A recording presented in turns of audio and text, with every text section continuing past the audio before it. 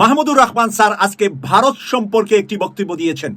ভারতকে উলঙ্গ করে দিয়েছেন। তার জন্মলগ্ন থেকে এ পর্যন্ত যতগুলা রাষ্ট্র ক্ষমতায় যতগুলা রাজনৈতিক দল এসেছেন, কংগ্রেসের ইন্দিরা গান্ধী কেন হত্যায় শিকার হলো, রাজীব গান্ধীকে কেন হত্যা করা হলো, কেন বাবরি মসজিদ ভাঙ্গা হলো।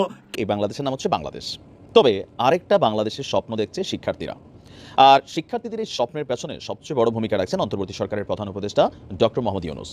টিভির মালিকের উপরে চাপ সৃষ্টির একটা খবর সামনে এসেছে আমাদের।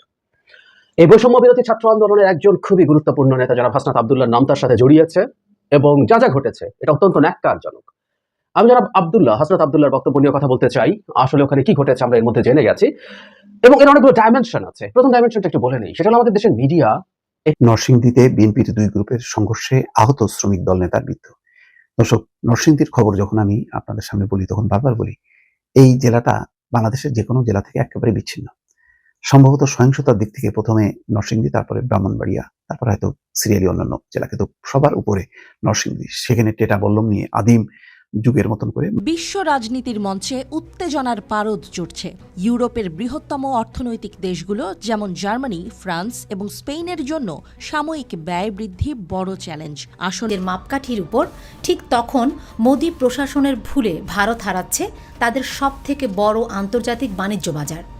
ভারতের দ্বিতীয় রপ্তানিকারক দেশ হিসেবে বাংলাদেশ থেকে ভারতের সর্বোচ্চ রেমিটেন্স আসত, যার পরিমাণ 16 বিলিয়ন বা $1,600 কোটি। আফগানিস্তানে ব্যাপক বিমান হামলা চালিয়েছে পাকিস্তান। দেশটির পূর্বাঞ্চলীয় পখতিতা প্রদেশের ইসলামাবাদের এই সিরিজ বিমান হামলায় প্রাণ হারিয়েছেন নারী, শিশু সহ অন্তত 15 জন। তবে নিহতের সংখ্যা আরো বাড়তে পারে বলে শঙ্কা করা হচ্ছে। আসসালামু আলাইকুম ওয়া রাহমাতুল্লাহি ওয়া বারাকাতুহু। প্রিয় দর্শক, আপনারা কেমন আছেন? আশা করি অনেক ভালো আছেন এবং সুস্থ আছেন। যারা দেশ এবং দেশের বাইরে থেকে ভিডিওটি প্লে করছেন তাদেরকে অসংখ্য ধন্যবাদ। আজকে নতুন একটা ভিডিও নিয়ে আপনাদের মধ্যে উপস্থিত হলাম। বাংলাদেশ অনেক বড় করতে চায় আমাদের ডক্টর ইউনূস স্যার। এদিকে পাকিস্তান আফগানিস্তানের যুদ্ধ শুরু হয়ে গেছে, আবার এদিকে ইন্ডিয়া। আফগানিস্তান পাকিস্তানের যুদ্ধ শুরু হয়ে গেছে এদিকে ইন্ডিয়া আমাদের সাথে লড়াই করার জন্য অনেক প্রস্তুতি নিচ্ছে। এই বিষয়ে পুরো ভিডিও স্ক্রিনে চলুন শুরু করি। বিশ্ব বাজারে যখন সকল দেশের মধ্যে আন্তঃসম্পর্ক নির্ভর করে বাণিজ্যের মাপকাঠির উপর, ঠিক তখন মোদি প্রশাসনের ভুলে ভারত হারাচ্ছে তাদের সবথেকে বড় আন্তর্জাতিক বাণিজ্য বাজার। ভারতের দ্বিতীয় রপ্তানিকারক দেশ হিসেবে বাংলাদেশ থেকে ভারতের সর্বোচ্চ রেমিটেন্স আসত, যার পরিমাণ 16 বিলিয়ন বা $1,600 কোটি, যা ভারতের গড় আয়ের একটা বড় অংশ। তাই বলা যায় বাংলাদেশের সাথে শত্রুতা বাড়িয়ে ভারত যেন উল্টো পথেই হাঁটছে। হাসিনা পতনের পর ভারতীয় গণমাধ্যমগুলো বাংলাদেশ নিয়ে একের পর এক মিথ্যা গুজব সংবাদ প্রকাশের প্রতিবাদে বাংলাদেশের সব জায়গায় উল্টো ভারতকে বয়কটের ডাক দিয়েছে বাংলাদেশিরা। ভারত হটাও এবং ভারতের পণ্য বর্জন আন্দোলন বাংলাদেশে এখন তুঙ্গে। এমনকি বাংলাদেশের দোকানগুলো থেকে দেশপ্রেমিক ক্রেতা ভারতীয় পণ্য কিনছে না, তারা ভারতীয় পণ্য বয়কট করছে। সবকিছু নিয়ে ভারত এখন বেকায়দায় পড়েছে। কৃষক সহ সর্বস্তরে একটা ক্ষোভ তৈরি হয়েছে। এই ক্ষোভের বহিঃপ্রকাশ গিয়ে পড়েছে মোদি প্রশাসনের উপর। সাধারণ ব্যবসায়ী ও কৃষকদের অভিযোগ, মোদির ভুল কূটনৈতিক কৌশলের কারণে বাংলাদেশের সাথে ভারতের সম্পর্কের অবনতি হয়েছে এবং কলকাতা সহ গোটা ভারতের ব্যবসায়ীরা না খেয়ে মরার উপক্রম হয়েছে। আর এমন পরিস্থিতির জন্য মোদির উপর ফুঁসে উঠেছে কলকাতা সহ গোটা ভারতের ব্যবসায়ী এবং কৃষকরা। আসন্ন নির্বাচনে মোদির ভরাডুবি চাইছে ভারতের ব্যবসায়ীরা। দলমত নির্বিশেষে সর্বস্তরের মানুষ মোদির সরকারের পতন চায়। মোদির এই প্রশাসনের কবর রচিত হোক এইরকম প্রত্যাশাই করছে ব্যবসায়ীরা। তারা যেন তাদের পেটের তাগিদে চালানো ব্যবসা ঠিকমতো করে চলতে পারে, তাই নতুন প্রশাসন প্রত্যাশা করছে। সাংবাদিক সম্মেলনে রাজ্যের প্রাক্তন মন্ত্রী পূর্ণেন্দ্র বসু বলেন, আমরা চাই দেশে গণতন্ত্র বেঁচে থাকুক, তাই নরেন্দ্র মোদীকে প্রধানমন্ত্রীর পদ থেকে সরাতে হবে। ইতিমধ্যে আসন্ন নির্বাচনকে কেন্দ্র করে মোদি হটাও স্লোগান দিয়ে বিজেপির বিরুদ্ধে রাজ্য জুড়ে প্রচার শুরু করেছে বিভিন্ন সংগঠন। তাদের দাবি, নরেন্দ্র মোদী এই জিনিসটাকে কোথাও না কোথাও কাজে লাগায় পশ্চিমারা এবং যারা আরব রাষ্ট্রগুলো বা মুসলিম রাষ্ট্রগুলোর বিপরীতে তাদের মনের ভেতরে থাকা সুপ্ত যেই অপছন্দের ইস্যুগুলো আছে সেগুলোকে লালন বা ধারণ করেন। দেখেন কত সুন্দর আমরা এক দেশ অন্য দেশের সাথে লড়াই চালিয়ে যাচ্ছি। ইউরোপ আমেরিকার রাষ্ট্রগুলোতে সেনজেন অথবা যে ইউরোপীয় ইউনিয়ন বলি, তাদের সীমানায় দেখবেন কোনো কাঁটাতার নাই, ক্ষেত্র বিশেষ কিছু অংশ ছাড়া আপনার এক দেশের মানুষ অন্য দেশে যাচ্ছে, এক টিকিটে পুরো ইউরোপীয় ইউনিয়ন ভ্রমণ করছেন, টাকা পয়সাগুলো সেম, তো তাদের দেশগুলো কাঁধে কাঁধ মিলিয়ে এগিয়ে যাচ্ছে। আর বিপরীতে আমাদের দেশগুলোতে, মুসলিম রাষ্ট্রগুলোতে এক দেশের সাথে যেখানে আরেক দেশের বর্ডার আছে, একে অন্যের চিরশত্রু। এরা একে অন্যের সাথে লাগালাগিতে ব্যস্ত। তাদের সামরিক শক্তি, অর্থনৈতিক শক্তি, বহির্বিশ্বের শত্রু তো দূরের কথা, একে অন্যের উপর ব্যবহার করতে ব্যস্ত। এখন যখন দুর্বল হয়ে যায় তখন আবার পশ্চিমারা বলে আমরা আছি, কিসের টেনশন করো, মেশিন লাগবে আমরা দেবো, শুধু তোমরা এখানে লাইগা থাকো। আর সেই লাইগা থাকা খেলায় একটা অস্থির জাতি পাকিস্তান এই মুহূর্তে লেগে আছে। শুরুয়াতটা গেল কয়েক মাস আগে একটা অভিযানের মধ্য দিয়ে হয়েছিল, আর সেই অভিযান বাড়তে বাড়তে আজকে কোথায় গেছে দেখেন। আফগানিস্তানে একটা বিমান হামলা হয়েছে আপনার আজকে, যেখানে প্রায় 46 জন মানুষ নিহত হয়েছে। আর এদের মধ্যে পাকিস্তান থেকে যাওয়া শরণার্থীদের সংখ্যাটাই বেশি। অপরদিকে আফগানিস্তানের সরকার তারা পাকিস্তানে পাল্টা অভিযানের প্রস্তুতি নিচ্ছেন, কারণ তারা মনে করছেন যে এই অভিযান কোনোভাবেই মেনে নেওয়ার মতন। আজকে পাকিস্তান কর্তৃক, তাদের সেনাবাহিনী কর্তৃক 4টি আপনার অঞ্চলে ব্যাপক বোমা বর্ষণ করেছে পাকিস্তানি যুদ্ধ বিমানগুলো। অপরদিকে পাকিস্তানের একটা বাংকার বা সেনাঘাটিতে হামলা হয়েছিল, যেখানে কিছু সন্ত্রাসী গোষ্ঠী কানেক্টেড দাবি করা হয়েছিল। আফগানিস্তানের একটি নিভৃত গ্রামে বিমান হামলা চালিয়েছে পাকিস্তান, আর এতে গ্রামটি মাটির সাথে মিশে গেছে। এক পরিবারের 18 জন মারা যাওয়া সহ টোটাল 46 জন মানুষ সেখানে মারা গেছে। আফগানিস্তান বলছে আফগানিস্তানের পূর্বাঞ্চলের পাকতিকা প্রদেশে হামলা চালিয়েছে পাকিস্তান, আর নিহতদের বেশিরভাগই নারী এবং শিশু। আর তারা পাকিস্তানের বিরুদ্ধে প্রতিশোধের প্রস্তুতি আপনার নেওয়া শুরু করেছে। তারা বলছে আফগানিস্তানের যে 4টি জায়গায় এই হামলা চালানো হয়েছে, পাকিস্তান সরকার এবং দেশটির সামরিক কর্মকর্তারা এই কাজটা কোনোভাবেই ঠিক করেনি, যেটা আন্তর্জাতিক নীতির স্পষ্ট লঙ্ঘন, আর এ বিষয়ে তারা নীরব থাকবে না। বার্তা সংস্থা রয়টার্স বলছে প্রতিবেশী এই দুই দেশের মধ্যে টানাপোড়েন চলছে সম্পর্কের। পাকিস্তানের অভিযোগ তাদের দেশের সংগঠিত বেশ কয়েকটি জঙ্গি হামলায় আফগানিস্তানের মাটি থেকে করা হয়েছে, তবে এই অভিযোগ বরাবরের মতন অস্বীকার করছে আফগানিস্তান। মার্চের পর থেকেই পাকিস্তানি তালেবানদের কথিত আস্তানায় দ্বিতীয়বারের মতন আপনার এই হামলা চালানো হলো। উভয় হামলাতেই হতাহতের ঘটনা ঘটেছে। প্রতিবেশী দেশের অভ্যন্তরে হামলার এই ঘটনায় সীমান্ত অঞ্চলে তীব্র উত্তেজনা বিরাজ করছে। তা আমরা যদি দেখি আপনার গত মার্চে পাকিস্তানের বিরুদ্ধে আফগানিস্তানের 2টি বিমান হামলার অভিযোগ করা হয়েছিল। তো সবকিছু মিলিয়ে বাংলাদেশের ইতিহাসে এখন পর্যন্ত আফগানিস্তান নতুন একটা যুদ্ধ দেশ, একটা নতুন সরকার ক্ষমতায় আছে, সেখানে অবশ্যই সন্ত্রাসী বিভিন্ন গোষ্ঠী আছে। এই গোষ্ঠীগুলোকে আবার জীবিত রাখছে কারা? আমরা ইসরায়েল এবং পশ্চিমারা। কেন এই যে দুই দেশের মধ্যে যেন লাগালাগি থাকে? আমাদের সিরিয়ার মধ্যে এরদোয়ান এসে বিমান হামলা চালায় কেন? তুরস্কের বিপরীতে যারা অবস্থান করে তুরস্কের ক্ষতি করতেছে তারা আশ্রয় নিয়েছে সিরিয়াতে। ছিল সীমান্তের বাঘ। সিরিয়ার একটা দেশ 2001 সালে 18 এপ্রিল সেখানে তালি বাজায়। আমরা একে অন্যের সাথে জর্ডানের সাথে আরেকটি সমস্যা, ইরানের সাথে বা সিরিয়ার একটা সমস্যা। প্রত্যেকটা দেশ একে অন্যের সাথে লাগালাগি নিজেদের অর্থনৈতিক সামরিক শক্তি বা পশ্চিমাদের সাথে তালাবাড়ি যা যা আসলে করা দরকার। উপকমান্ডার বিআর মন্ডলের নেতৃত্বে কয়েক কোম্পানি আমরা কি আসলে নিজেরাই শান্তি স্বাধীন প্রতিষ্ঠা বাংলাদেশের করতে ইতিহাসে পারবো? ভারতের সাথে বাংলাদেশের এই একবারই যুদ্ধ সংগঠিত হয়েছিল। সেই যুদ্ধে বিএসএফ এর অন্তত 16 জন নিহত হয়েছে বলে বিবিসি, রয়টার্স সহ বিভিন্ন গণমাধ্যমে উঠে আসে।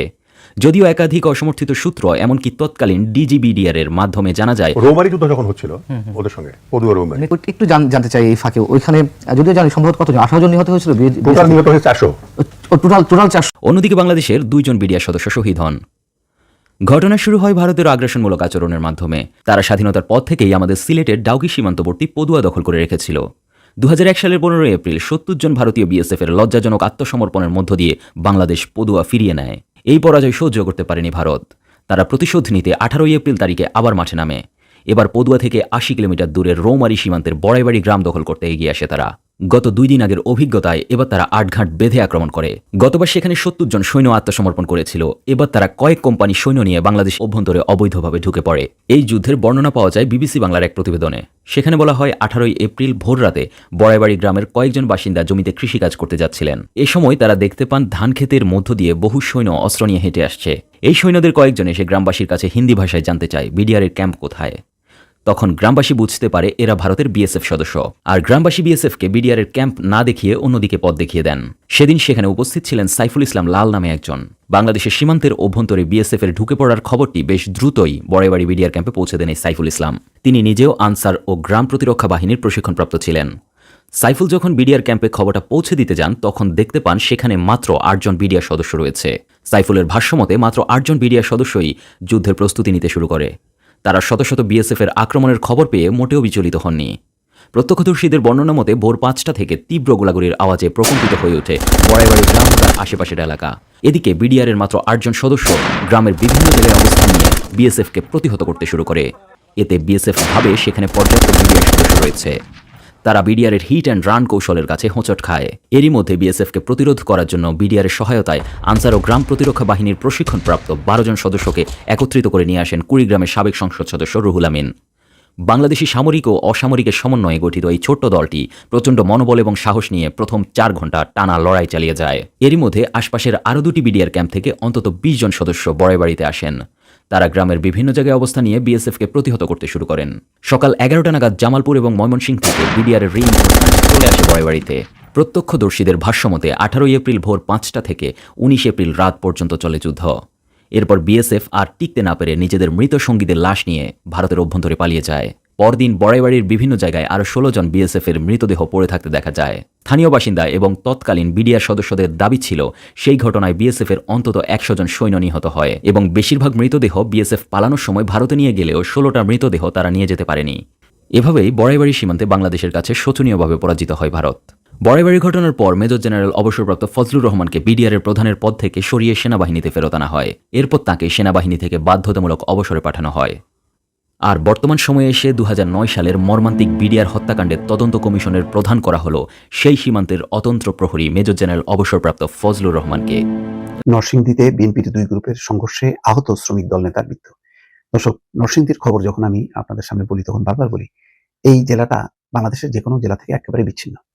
সম্ভবত সহিংসতার দিক থেকে প্রথমে নরসিংদী, তারপরে ব্রাহ্মণবাড়িয়া, তারপর হয়তো সিরিয়ালি অন্যান্য জেলা, কিন্তু সবার উপরে নরসিংদী। সেখানে টেটা বল্লম নিয়ে আদিম যুগের মতন করে মারামারি পিটাপিটি হয় এবং রক্তক্ষরণ হয়। বিগত ইউনিয়ন পরিষদ নির্বাচনে 5 দফা ইউনিয়ন পরিষদ নির্বাচন, উপজেলা নির্বাচন, সকল নির্বাচনে সেখানে মানুষের প্রাণ যায়নি এমন কোনো নির্বাচন হয়নি।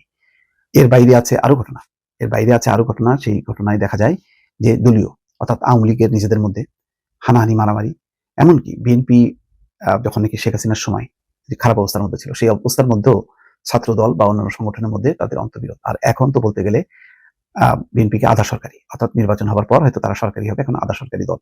এখনই কিন্তু মারামারি শুরু হয়ে গেছে নরসিংদীতে, সামনে আরো দিন পড়ে আছে। তখন কি হবে আমি সেই কথাই চিন্তা করছি। এখানে যে খবর, নরসিংদীর 5 দোনায় বিএনপির দুই গ্রুপের সংঘর্ষে আহত এক শ্রমিক দল নেতা মারা গেছেন। নিহত আলম মিয়া 55, 5 দোনা ইউনিয়ন শ্রমিক দলের সাধারণ সম্পাদক ছিলেন। মঙ্গলবার বিকেলে রাজধানীর একটি হাসপাতালে চিকিৎসাধীন অবস্থায় তিনি মারা যান। তার মৃত্যুর খবরে কর্মী সমর্থকরা আজ বিকেলে প্রায় 1 ঘন্টা ঢাকা সিলেট মহাসড়ক অবরোধ করে রাখেন। পুলিশ ও স্থানীয়রা জানান, 5 দোনা ইউনিয়ন বিএনপির সহসভাপতি লাল মিয়া ওরফে লালু মেম্বার এবং বিএনপি সমর্থক মোসাদ্দেক হোসেনের সমর্থকদের মধ্যে গত 18 ডিসেম্বর এই সংঘর্ষ বাধে। এতে আলম মিয়া মাথায় গুরুতর আহত হন। মাধবদী থানার ওসি বলছেন যে নজরুল ইসলাম আধিপত্য বিস্তারকে কেন্দ্র করে সংঘর্ষের ঘটনায় আলম মিয়া আহত হওয়ার 6 দিন পর চিকিৎসাধীন অবস্থায় মারা গেছেন। সংঘর্ষের ঘটনায় দুই পক্ষ থেকে থানায় মামলা হয়েছে, তবে কাউকে আটক করা হয়নি। তার মৃত্যুর ঘটনায় এলাকায় উত্তেজনা ছড়ানোর পর পুলিশ পরিস্থিতি নিয়ন্ত্রণে আনে বলেও জানান ওসি।